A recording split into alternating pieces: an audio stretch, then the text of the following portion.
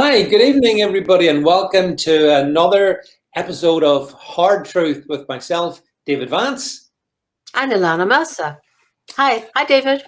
Hi, Ilana. You know, it doesn't matter how often we do this, but I love that introduction music. It's such a thrill to follow it. The entire piece is beautiful as well. All his music is really good. Well, I'm just actually, before we get into the topic, a few people have said to me, hey, David, where does that music come from? So you can tell us where the music comes from. Yes, next time I'll bring the CD and I'll just flash it and tell them how they can order it. Great. Yeah, that's fine. Okay, Ilana, we really couldn't be on planet Earth and not have missed the story of the week, which is, of course, the collapse of the so-called Afghanistani government and the return of the Taliban. They're back, this time with billions worth of US equipment, which is interesting. So I wondered, I mean, as I said, this story's been developing. It continues to develop. I think it's going to keep going. So just to start off with then, I mean, what was your take on what happened in the first instance? Well, I think the background is so important, David. I mean, everybody's jumping in and you hear the bipartisan expected positions. Republicans are using this to hammer Biden, who in part, as you pointed out in your email to me, is quite right. There is never a good time, an opportune time, an optimal time to leave. We should have never occupied the place. And so nobody's looking at the background, at the country, what it is, what it's made of. And frankly, all we see from CNN's authoritarian females is the perspective of a real minority, women and a few people who have been co-opted to work for the United States. As Trump put it brilliantly in an interview to Hannity, proportionally, it's the highest paid army in the world. They really pay them to pitch. These people are mostly drug-addled, illiterate, and I'm actually paraphrasing a marvelous journalist before CNN committed fully to authoritarian females who want to export the nanny state. They had a gentleman by the name of Michael Ware. I think he was Australian, and he was, in the mold of the rough journalist. And he said, look, you're dealing with potentates, warlords, tribal chiefs. That is the society. It's a feudal society. The main economy is built on the opium, the poppies, the pretty poppies. And there's no understanding of that. So now we have this absolutely shallow railing by Republicans and Democrats without any historical context. I mean, I would say, true, that the initial invasion of Afghanistan was online with just war theory. In other words, the Taliban wouldn't. Bush had said to the Taliban, you are harboring Al Qaeda, who are responsible for the murder of 3,000 Americans on September 11. Give them over, and we will not do anything further. And the Taliban, point blank, refused to give bin Laden and his ruffians over, and then came the invasion, which so far so good. Just war theory is behind that. Then came the occupation, nation building, and that's where it went wrong, and very unjustly to both sides. Well, do you know, Ilana, it, as you say, I mean, it's 20 years ago now since this happened. But I mean, I remember reading you back then, and I remember, my own views, which happily are very much similar to yourself. I completely supported going after Al Qaeda to wipe them out. But at the time, I remember thinking, hang on a second, building some sort of neo-Jeffersonian democracy in the deserts of Afghanistan, it's madness. And the problem is, Ilana, that once we were in, and actually I was talking to our producer about this before we came on air, and he made the same point, going in is one thing, getting out it's never going to be good. It's going to be very, very difficult. Yeah, and so criticizing Biden, people, I know some of our viewers and listeners will claim we are left, but we are so hard right. We are almost left, but so hard right. But there is never a good way or an optimal way to leave Afghanistan. And I think it is a good thing he did that decisively. Of course, President Trump, and God, I having watched an interview with him, I now know why I wrote a book about him and supported him. Yeah. The man's charismatic and to the point and has all the facts at his fingertips. And he was saying very strategically, there's a way to disembark, to leave, and you don't leave first with the army. Women and children first, civilians first. Get all the Americans out. All we hear from the females on MSNBC and CNN is, oh, the Afghans, the refugees, they love us. The real priceless one is our soldiers will suffer from post-traumatic stress disorder if we don't get their friends out. Playdate, David. So we're hearing all these crazy, infantile, idiotic. Of course, there was a way to do it. He messed up badly, but I didn't object to his address at all. No, and we talked about this, Alana, and I, as I said to you at the time, I felt that quite a bit of the content in his speech was right. And there's we talk about hard truths on this platform together. And one of the hard truths, Biden said it out loud. Why should Americans fight for Afghanistan when Afghanistanis won't fight for Afghanistan? Why should America do that? He was right. That bit of it was right. Now the bungled exit is such a mess. It's such a disaster. That part was right, and that's been ignored by so many commentators. I think, Alana, certainly over the years. Anyway, they were quite happy for Americans to die, and Brits, by the way, to die as well in the desert of Afghanistan, lose limbs. Oh, that was all fine. Why? What was the point in it? And David, so many of these so-called people, these assistants, these people that we now have to import and give refugee status, so many of them did turn against the soldiers, and there were countless incidents of assassinations by these people. But then again, just to go back to what you said, why should we fight when Afghanis are not prepared to fight? What is the goal? We coerced them. We enforced our goal for their society on them.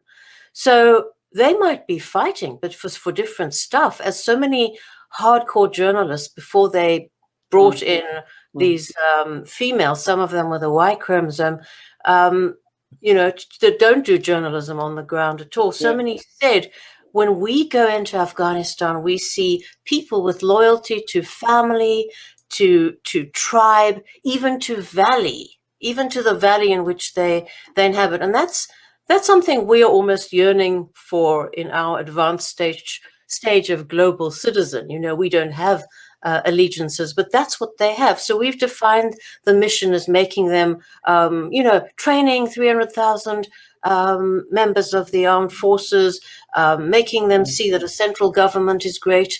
But that's not what they were seeing. We were paying them to do that. So we defined the mission. They had very little say in that. So in a sense, it's unfair to our soldiers to have put them in such a precarious position. And it's certainly unfair to the Afghanis, whose the only perspective we are hearing now is not villagers and only the few women that we've appointed there, and the girls. I don't know about the girls. And as far as I'm concerned, people have to fight and define their own freedoms. Okay, so here's a question for you, Alana. Do you think that we have any moral obligation to absorb? You answer that one first. It's difficult. Well, to absorb tens of thousands of refugees. Yeah, I'll give you my answer first. Absolutely not. The correct number for us to take in the UK, at any rate, I've said it today on social media: zero, none, nada, zilch. We owe Let me them. point out that my colleague has also raised his finger and not in a heart. He hasn't done the heart shape, but in a zero.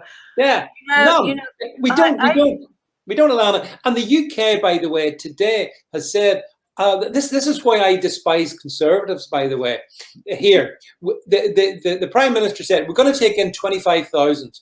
25,000, right? And this is like the UK is a lot smaller than the US. And then senior conservative said, no, needs to be like 50,000, maybe more. And then later today, he said, oh, by the way, we're going to double the aid that we send to Afghanistan. It disgusts me. But anyway, none of them should come here. We paid our debt of honor in the blood of our military. That's it.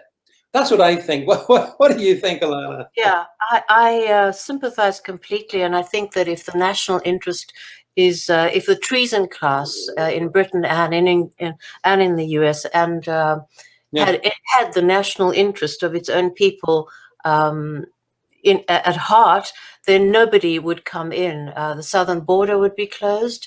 We'd have a moratorium on immigration because we are exploding because we're so fractious and hating of one another. And certainly we wouldn't bring in these Afghani refugees. But I think there is a moral framework with it that as a petering out empire we don't even have to speak about what we have done to these societies. Yes, and I mean the road to heaven is paved with good intentions, but you know, if you look at history, there was no reason to invade Iraq or Afghanistan. And the damage we've done to Iraqi Christian communities are devastated. They survived under Saddam quite well. The Jewish community, ancient Jewish community, had to be airlifted by Israel. And Afghanistan, we have done untold damage as well. I mean, just Bagram. I was reading about Bagram. Shall I just tell you what do you know what Bagram entailed? When we speak about Bagram, and this is I'm quoting a brilliant author, Cullen Murphy, Are We Rome? He wrote the book. He said, Bagram is an outpost of American civilization. Bagram Air Base supports a population of more than 5,000. The base perimeter, 9 miles around, is ringed not with walls of stone and mud, but with chain-linked fencing and concertina wires. In other words, it is so hated, it had to be electrified fences. And it was just an imported style American city. There were giant malls, hospitals, precinct packed with contractors from the military-industrial complex making hay, checkpoints, multi-denominational chapels, Vegas-style facilities, quickie naturalization centers for Afghan recruits. This gentleman writes, Bagram embodies imperial overreach, the idea that one's security needs, military obligations, and globalist desires increasingly outstrip resources available to satisfy them.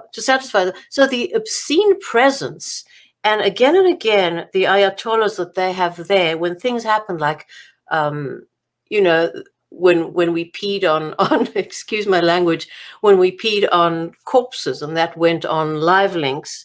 And I wrote a column titled "To Pee or Not to Pee is Not the Question."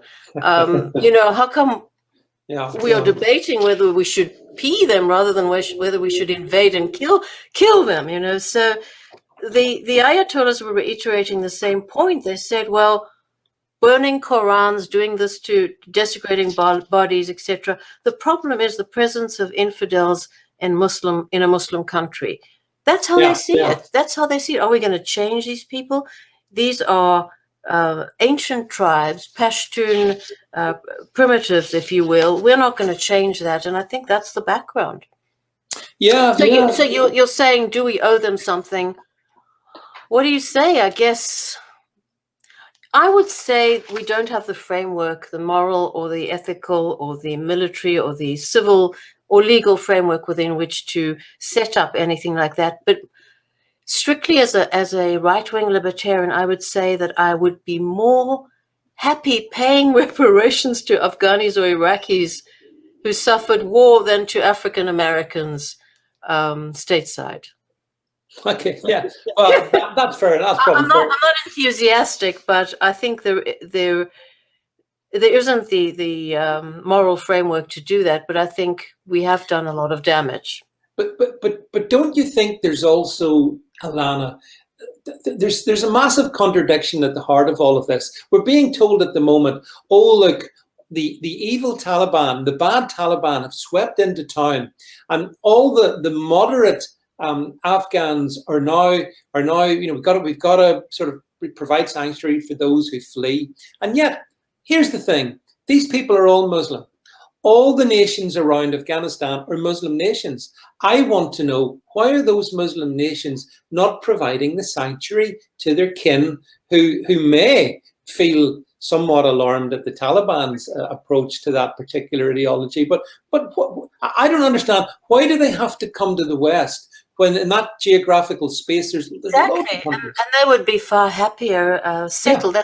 That's why I say, not through the state, but certainly through NGOs, through private organizations. There's so much, when you think of what US aid gives to foreign aid, it's in the billions. I don't know if it's 8 billion or 10 billion or more, but charity, private charity doesn't double that, doesn't triple that. It is in the hundreds of billions that we send privately abroad. So I would say, fine, the churches can do wonders, the organizations that are responsible, leave the state out of it, leave the poisonous UN out of it. Fine, go there, help them, settle them after this absolute, after this invasion and this constant fighting. They will continue to war among themselves. China will move in and colonize the. China acts in its national interest, so that China will move in and plunder Afghanistan and will make use of the opioid and co-opt the opioid trade to its own interests. And I guess that's what's going to happen. But why don't the Muslim countries around help? It's the same reason that, the very wealthy, the far wealthier nations of the Middle East don't help the Palestinians. Eternal refugees resettle because it is a political project, isn't it? It's a political program to keep them disenfranchised. It makes Israel have to pay. But there's another point I wanted to talk to you about, and you raised it to me, and I think it's a really good point, and it's not really been understood. And again, it's another kind of hard truth. It's not the Taliban who have swept in across Afghanistan.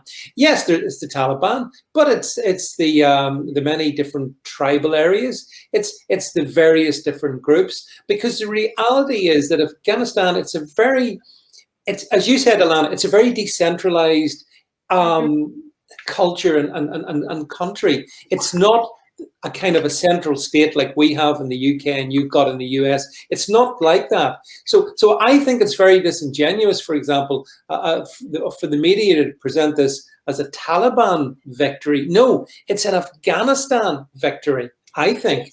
Exactly. We don't really know how many. I would suspect that most the society is quite behind the Taliban. Yeah. And I want to quote this Michael Ware, fantastic journalist, in 2009. He said, this was on CNN when they allowed this sort of reporting, you want to train 40,000 Afghans? Good luck with training 40. He said, many are high, most are illiterate, and almost all are uninterested in being part of our centralizing efforts. The whole society, he shouted on CNN, is built on a feudal system. It's corrupt, riddle regime of warlords and potentates. That is what Afghanistan has always been. That's what it's going to be in the future. And all he was saying, as being a journalist on the ground, is what you can do is work with tribal and chieftains locally and see if they can keep order. And when I see the Taliban sitting on a porch and doing Islamic tribal justice, well, isn't it?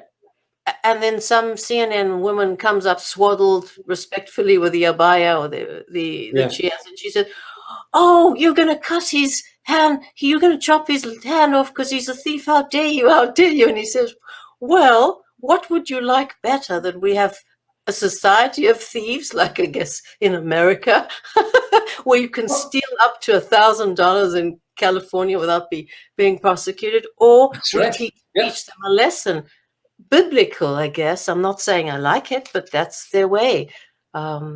Yeah, well, the Taliban also made a brilliant point in their press conference yesterday, where somebody, again, one of these, lamestream media people said to them, "Oh, well, what about freedom and free speech, blah blah blah?" And the Taliban turned around and said, "Well, what about your Facebook in the United States closing down free speech?" And I have to say, and I've put this point out today, it's a bit rich to come to bitch about the Taliban. Exactly, David. I want our and all these people. You are off Twitter, as I keep saying. You had an enormous forum there. Whenever you go on social media, and politely and genteelly, you gain hundreds of thousands of followers. That you're off there. I want my government to look after my freedoms, but all I hear is about the Uyghurs and the Afghans and this. Nobody cares. Let them sort themselves out. Absolutely, I agree with that. Yeah. Yeah, the Taliban. I mean, this is the hypocrisy, and it's actually evidence, isn't it? The state into which our societies have fallen, even in the past 20 years, where it's very hard now. I mean, you look at the Taliban and you look at the sort of administrations we have, and okay, you might argue around the degree of barbarism, but in many regards, there's vast similarities, and some people don't want to acknowledge that. But I think that's another hard truth. Silicon Valley silences us, just like the Taliban may silence some people, I suppose. Exactly, and law and order here is a joke. I mean, in California, department stores can't keep open because nobody shows this on mainstream media, but they do on Fox. There's a regular stream of people going in because you can steal to the tune of 1,000 and they don't prosecute you. Can you imagine? Okay, I would say make an example. Bring the Taliban in, let them sit in a circle in front of Saks or Nordstrom and let them do some justice for stealing to the tune of $1,000 designer items. Yeah, it wouldn't happen again. No, that's why I think we shouldn't be overly judgmental about the Taliban, because we've got what is it they say? Don't point out the mote in someone else's eye when you've got a plank in your own. And too many in the West. Another thing I wanted to talk about was the whole partisanship of what we're seeing at the moment, especially in the States now, between Republicans and Democrats in this one. And I saw a poll, Alana, just before we've come on air, a new poll that shows that Biden's, he's marginally more popular than the Black Death at the moment in some polls I've seen. So his popularity is being damaged, and I see Republicans jumping in all over the spot. But I think it's Tweedledee, Tweedledum to me. I'm not overly impressed by either side. I am impressed with what Trump said. I have to say that in that interview, that was impressive. The rest of it is white noise to me. What do you think? Exactly. Absolutely, and he was the first person on television to acknowledge. He said about the Taliban, he respects these strong men, and of course, CNN girls will say, "Oh, he loves strong men." No, he said these are tough people. They are not stupid people, and they are very good fighters. And as having grown up in Israel, we were always after the '67 war, when all we saw was piles of shoes left in the desert after the Israel absolutely vanquishing and winning that war. But things have changed. Things have really changed. And these people are excellent fighters, especially those that are tribal and not associated with a state. And I think even Israel has had to step back and get some perspective after 73, when it was walloped absolutely, and almost, the Egyptian troops almost reached yeah. the center of Israel.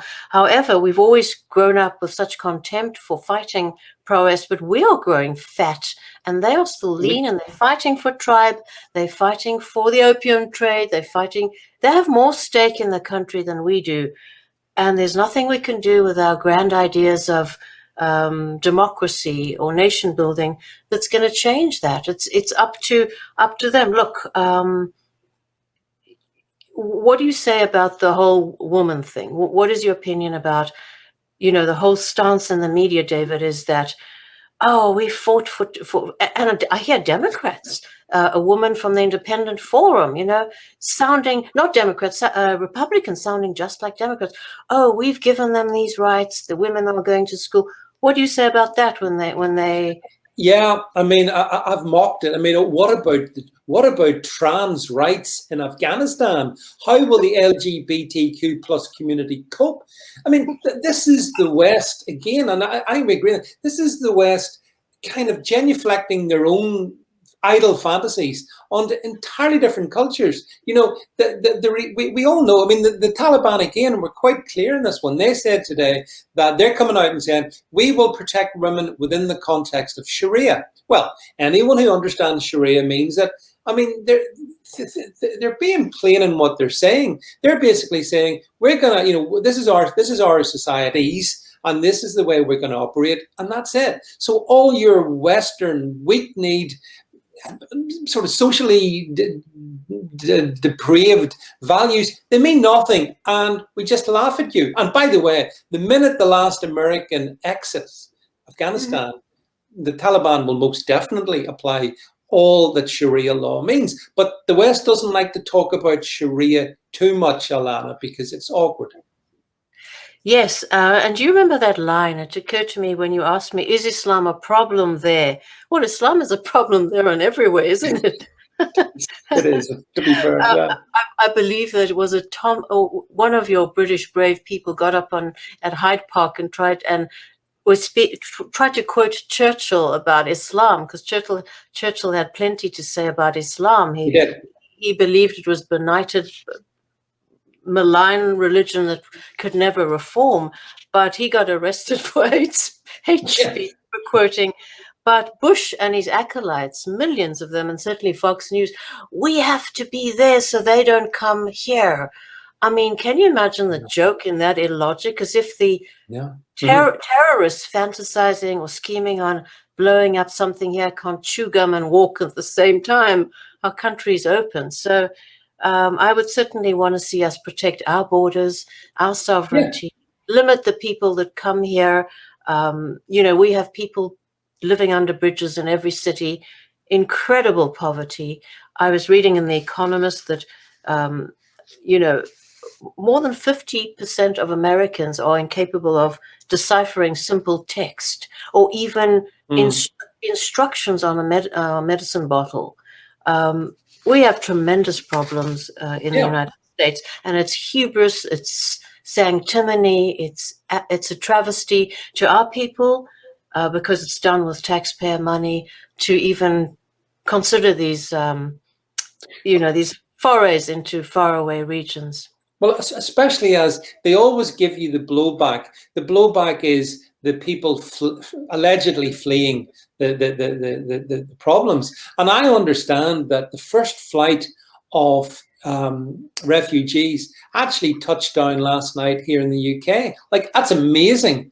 And I wonder how many of them were vaccinated, Alana. How many had their vax pass? I'm not sure about that, because I know I couldn't get into the UK without that. But it seems Afghan refugees are okay. But here's a point I was just to touch on with you. Like, for me, another difficulty I have with people them coming here is that we have a very different societies, and these people are not used and necessarily even respect our values. So isn't the kinder thing to keep them in their own areas and not expose them, if you like, to the things that we do?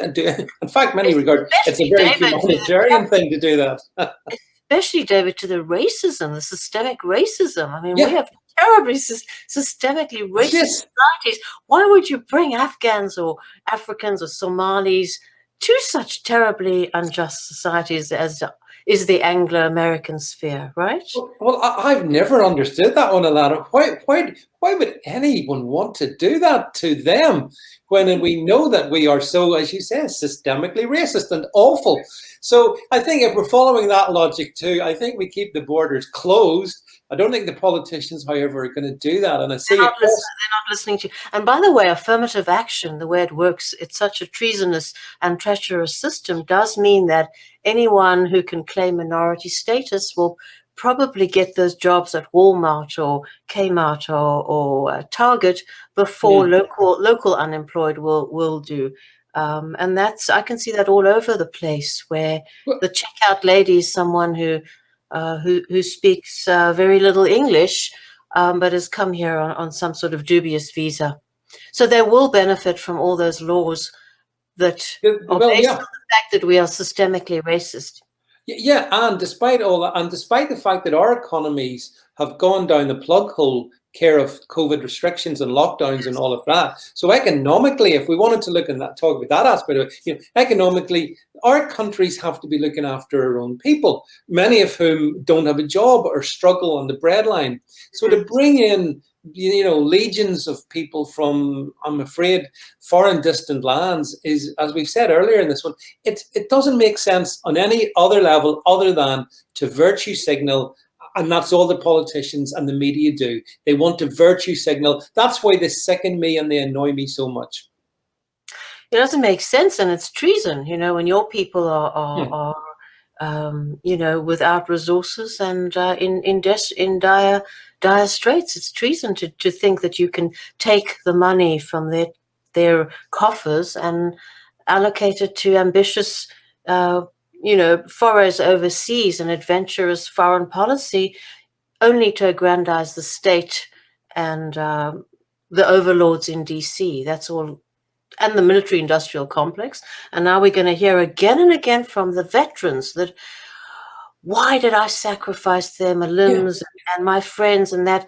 But that, again, with all the sympathy in the world, and actually I don't have sympathy for that argument, it's the sunk cost fallacy, that because you've embarked on a mission that is wrong, not necessarily military, to redeem your self-esteem or redeem those sunk costs, you need to keep doing the same thing over and over again. All it does redeem is stupidity, really. Although I do have sympathy for the individual, the families of the soldiers. I mean, there's a cemetery not far from where I live, and there's a couple of young men who were killed in Afghanistan and also in Iraq. I mean, it's a nightmare. But anyway, who they've lost their lives there. Those families don't have, those sons are gone. And it's all, but it's the lesson of history, isn't it? I mean, this is, unfortunately, what wars do. They, they create widows and they create missing, people around tables and it's a sad business. But ultimately, Alana, I think, we've 20 years, we started this one talking about 20 years ago. And so where Biden does deserve some credit is he pulled the plug. It needed pulled. He's done it in a disastrous fashion. Absolutely. But it needed done. And nobody wants, I don't think too many people want to hear that. But I thought, since you and I both agree in that it's the right thing, I think that is, for me, the hardest truth of all, that Biden is right to have pulled the plug.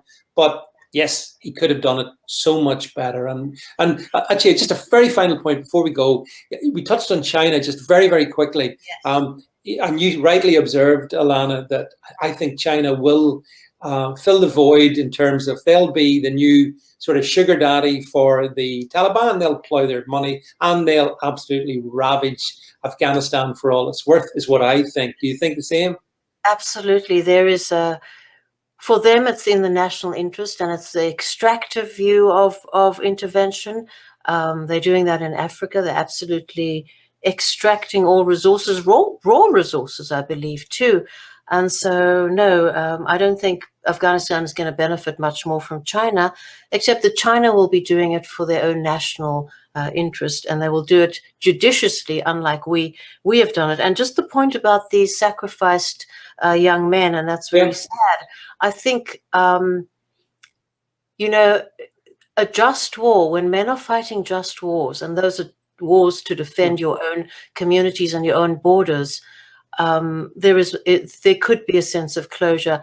But when you are enlisting in the service of fighting these unjust wars, and they're not just at all, I don't think we've been engaged in a just war. Some libertarians would say that even the Second World War, but I think that was a just war. Yeah, it was. Yeah. And the Revolutionary War was a just war.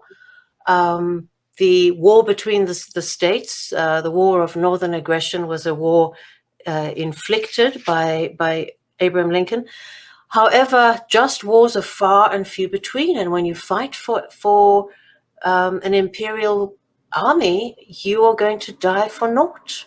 You are going to die without seeing anything on the ground. And to come then and say, I'm an activist for staying because I've sacrificed a husband or a son or a daughter, is I'm afraid not a legitimate argument when the war is unjust. Okay, well, on that note, Alana, we shall bring our proceedings to an end. So thank you very much for being here. It's lovely talking to you. Now, I hope everyone's enjoyed that. If you're watching it or if you're listening to it, whichever way, please make sure you subscribe to our channel on wherever that is, because we're on so many different platforms, and look forward to catching up with you next week, Alana. So that's goodbye from me. Bye-bye for me. Bye.